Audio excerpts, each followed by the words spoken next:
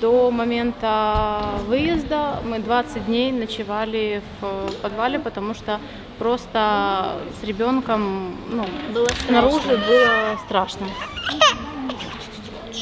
С нами еще была мама моей мамы, то есть у нас 4 поколения было на одной территории. Они остались там. У меня сейчас очень такое состояние неприятное, что я оставила, что спасая, пришлось как-то, жертвовать старшим поколением, это очень тяжело. Я училась в Израиле год, проходила программу МАСУ, проходила Таглит, то есть я все нюансы репатриации знаю, имею возможность выехать в Германию и в Израиль, но при этом хочу жить в Украине. Самый тяжелый момент, когда происходят обстрелы, мы были в доме у моих дедушки и бабушки, родителей отца. От нашего дома это минута ходьбы, но просто там было более надежное убежище. И каждое утро, когда ты встаешь из бункера, мы по диагонали видели угол своего дома. И, контролировали ситуацию, что он не разрушен. Да, каждое утро, что дом стоит. Но там не было света, не было тепла, не было воды. Если было бы тепло, очень сложно меня, надо было бы переубеждать, чтобы я покинула это место, несмотря на то, что были самолеты, были ракеты, были грады. Все равно ты не хотел покидать свой дом. Но в бункере было более-менее надежно. У нас не было мобильной связи, мы ее ловили на удачу.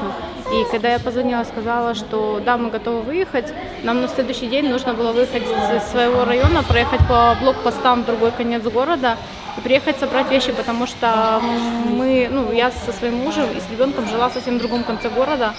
И нам нужно было просто собрать вещи. И мы, когда приехали, я позвонила, и нам сказали, что мы вам звонили, а вы не подтвердили, мы до вас не смогли дозвониться.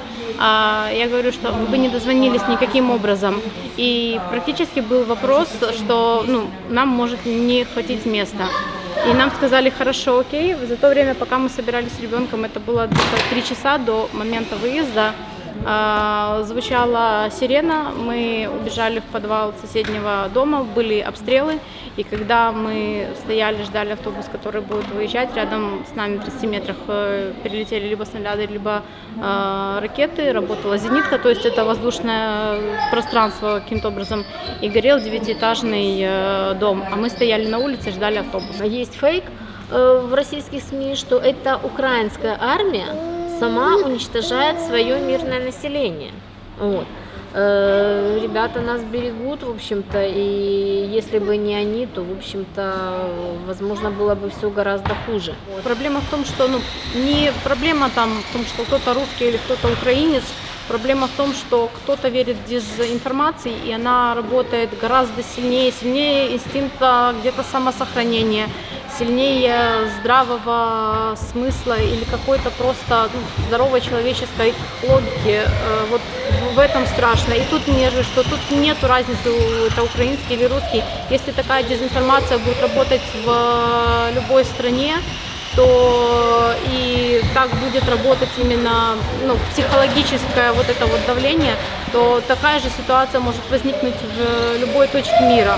Люди не имеют пока средств защиты от этих средств влияния на психику, и результатом становится просто огромное количество крови. По профессии я клинический психолог. Я работала просто с теми, кто воевал на Донбассе. В начале 2014 году у меня было 2 человека, солдаты, которые с посттравматическим синдромом, и я с ними общалась. Я им помогала, и я все равно не до конца могла понять тот ужас, который они пережили. Я просто работала на уровне есть теоретические знания, есть практические, у меня была теория, которую я накладывала на их состояние, и я никогда не знала той практики, которую они пережили. Сейчас, как сказал мой муж, что говорит, теперь твоя профессия будет очень востребована, потому что многим людям нужна будет помощь. На что я ему сказала, говорю, что пока я не до конца не проработаю себя, я не могу помогать другим. На данный момент я не знаю, помогло мне это знание или нет, потому что Я нахожусь в том моменте и в той ситуации, которая есть здесь и сейчас. Если я адекватная, вменяемая, я не представляю угрозы своему ребенку и людям, которые находятся рядом со мной, это уже плюс, потому что были люди, которые, если они в убежищах, где там 60-70 человек, и они сходили с ума, они не контролируя себя, они, к сожалению, являлись угрозой для других Социально людей. опасными.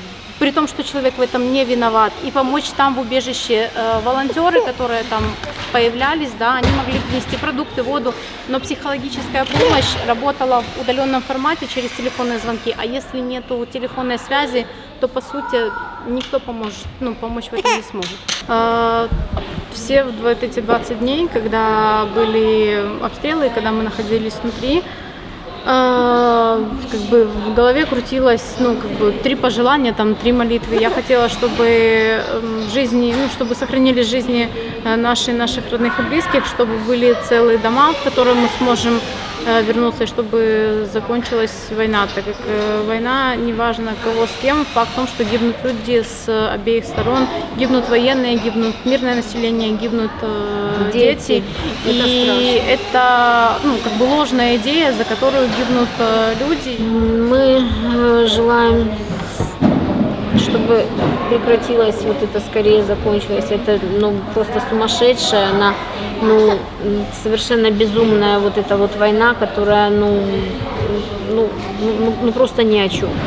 С одной стороны, с другой стороны, хочется просто отдохнуть, отоспаться, просто даже когда вот тишина, в ушах звучит воздушная тревога.